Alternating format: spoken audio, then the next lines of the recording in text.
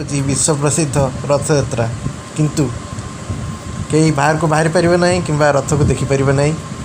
ତଥାପି ଆମେ ଘରେ ରହିକି ଶ୍ରୀ ଜଗନ୍ନାଥଙ୍କୁ ପ୍ରାର୍ଥନା କରିବା ଏବଂ ପ୍ରତିଜ୍ଞା କରିବା ଏ କରୋନା କିପରି ଶୀଘ୍ର ଆମ ଦେଶରୁ ଚାଲିଯାଉ। ନା କ'ଣ କହୁଛନ୍ତି ଠାକୁର?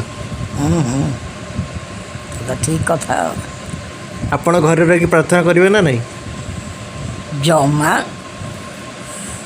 ଆମର ତ ଏତେ ବଡ଼ ଫଟୋ ରହିଛି ଆଉ ପ୍ରାର୍ଥନା କରି ଲାଭ କ'ଣ ଅଛି? ଓରିଜିନାଲ୍ ଦେଖିବ ଆଉ ଡୁପ୍ଲିକେଟ୍ ଦେଖିବା ଲାଭ କ'ଣ ଅଛି? ଠାକୁମା ଏ ବିଷୟରେ ବହୁତ ଅସନ୍ତୁଷ୍ଟ ଅଛନ୍ତି, କାହିଁକି ନା ଓରିଜିନାଲ୍ ଏବଂ ଡୁପ୍ଲିକେଟ୍ ଭିତରେ ବହୁତ ଫରକ ଅଛି। ବାସ୍।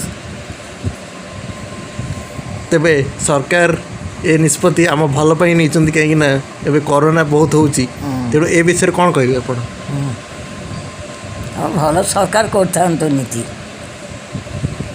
ସରକାରଙ୍କ ଉପରେ ଠାକୁମା ଚିଡ଼ି ଗଲେଣି। ତେଣୁ ସରକାରଙ୍କ ଅନୁରୋଧ ଯଥାଶୀଘ୍ର କରୋନା ସରିଗଲା ପରେ ନିଶ୍ଚୟ ରଥଯାତ୍ରା ଏପରି କରିବେ ଯେପରି ସବୁ ଲୋକ ରଥଯାତ୍ରାରେ ଯାଇପାରିବେ ଏବଂ ଜଗନ୍ନାଥଙ୍କୁ ଦେଖିପାରିବେ।